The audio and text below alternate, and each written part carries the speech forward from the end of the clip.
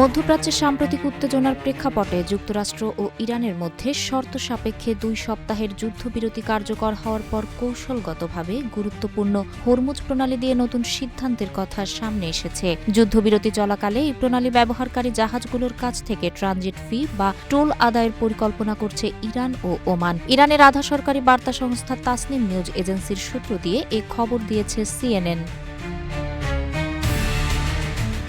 প্রতিবেদনে বলা হয়েছে ২ সপ্তাহের জন্য ঘোষিত এই যুদ্ধবিরতি চলাকালে এই নৌপথ ব্যবহারকারী বাণিজ্যিক জাহাজগুলোর ওপর নির্দিষ্ট হারে ফি আরোপের বিষয়ে দেশ দুটি একমত হয়েছে। তাসনিম নিউজ জানিয়েছে, জাহাজ চলাচল থেকে সংগৃহীত এই অর্থ পুনর্গঠন কাজের জন্য বরাদ্দ করা হবে। উল্লেখ্য, যুদ্ধ শুরুর পর থেকে কৌশলগতভাবে অত্যন্ত গুরুত্বপূর্ণ এই নৌপথটি কার্যত বন্ধ রয়েছে। সমুদ্রপথে পণ্য পরিবহন ট্র্যাকিং তথ্য অনুযায়ী যুদ্ধপূর্ব সময়ের তুলনায় বর্তমানে এই রুট দিয়ে মাত্র ৫% জাহাজ চলাচল করছে। তবে কিছু তেলবাহী ট্যাঙ্কার এই পথ ব্যবহার করতে সক্ষম হয়েছে।